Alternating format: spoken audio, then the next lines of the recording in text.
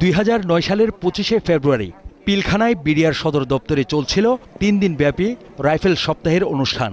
তবে দিনের শুরুতেই পিলখানা থেকে ভারী অস্ত্র আর বুলেটের গর্জন ভেসে আসতে থাকে।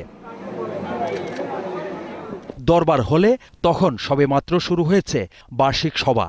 সারা দেশ থেকে আসা বিডিআর জওয়ান, জেসিও, এনসিওরা ছিলেন দরবার হলে। মঞ্চে ছিলেন তৎকালীন মহাপরিচালক মেজর জেনারেল শাকিল আহমেদ সহ ঊর্ধ্বতন কর্মকর্তারা। সে সময় বিভিন্ন দাবি দাওয়া নিয়ে ক্ষোভ প্রকাশ করেন বিক্ষুব্ধ জওয়ানরা।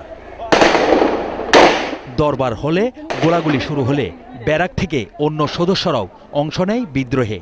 তারা দখলে নেয় অস্ত্রাগার। মুহূর্তেই রক্তের স্রোত বয়ে যায় পিলখানায়। গোলাবারুদ আর গ্রেনেডের বিস্ফোরণে পিলখানা পরিণত হয় ধ্বংসস্তূপে।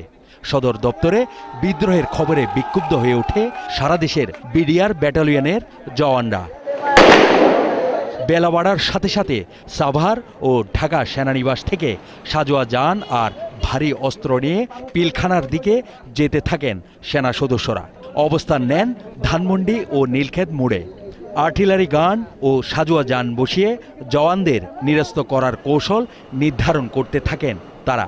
বিডিআর জওয়ানরা পাল্টা অবস্থান নেয়, পরিস্থিতি ভয়াবহ রূপ নিতে থাকে।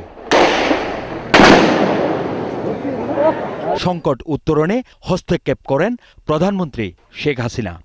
দফায় দফায় তৎকালীন সেনাপ্রধান মইনুল আহমেদ সহ 3 বাহিনীর প্রধান ও বিডিআরের বিদ্রোহী কয়েকজন সদস্যের সঙ্গে বৈঠক করেন প্রধানমন্ত্রী।